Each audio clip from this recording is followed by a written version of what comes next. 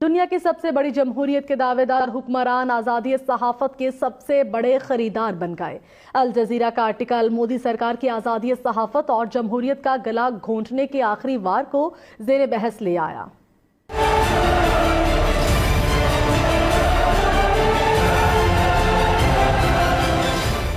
लगाओ आजाद मीडिया के दाम, सहाफत सिर्फ मोदी सरकार के नाम। आजादी इजहार राय का गला घोंटने के लिए मोदी सरकार एक कदम और आगे।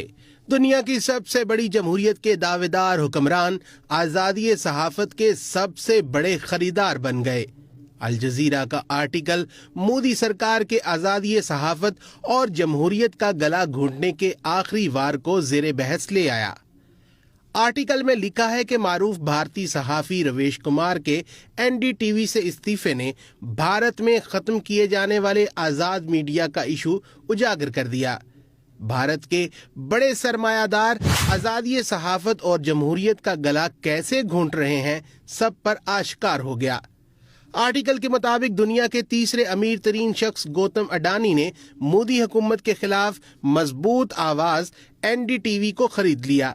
गौतम अडानी नरेंद्र मोदी का करीबी साथी है। मोदी के इक़्तिदार में अडानी की दौलत में बेतहाशा इजाफा हुआ।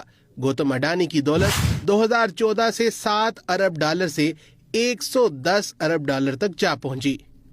आर्टिकल में दर्ज है कि अडानी के जरिए मोदी ने भारतीय मीडिया की आखिरी बड़ी आजाद आवाज पर भी कंट्रोल हासिल कर लिया। 25 साल से एनडीटीवी से वाबस्ता हुक्मरानों पर बेखौफ तनकीद से मारूफ रवेश कुमार अडानी के मालिक बनने पर मुस्ताफी हुए। मुस्ताफी होने के बाद सहाफी रवेश कुमार ने कहा है कि जिस सरमायादार की कामयाबी हुकूमती कंट्रैक्ट्स के मरहूने मिन्नत हो, वह हुकूमत पर कैसे तनकीद करेगा। उनका कहना था कि मेरे लिए वाज़ेह है कि मैं ऐसे मीडिया इदारे को अब छोड़ जाऊं। सहाफी रवेश कुमार ने ही गोदी मीडिया की इस्लाह मुतारफ कराई थी। गोदी मीडिया का मतलब तमाम मीडिया मोदी की गोद में है। अल जजीरा के आर्टिकल के मुताबिक कई बड़े मीडिया चैनल्स पहले ही बीजेपी से मुंसलिक सियासी खानदानों की मलकियत हैं।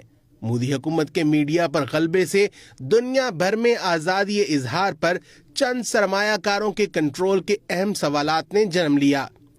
आज़ाद मीडिया पर हुक्मरानों सरमायादारों का कंट्रोल सिर्फ मोदी हुकूमत नहीं, दुनिया भर का मसला बन चुका है। अमेरिका, बरतानिया में भी मीडिया का चंद अरबपतियों के हाथ लगना मॉडर्न डेमोक्रेसी के लिए खतरा समझा जा रहा है। अच्छी सहाफत के लिए पैसा भी जरूरी, मगर उसे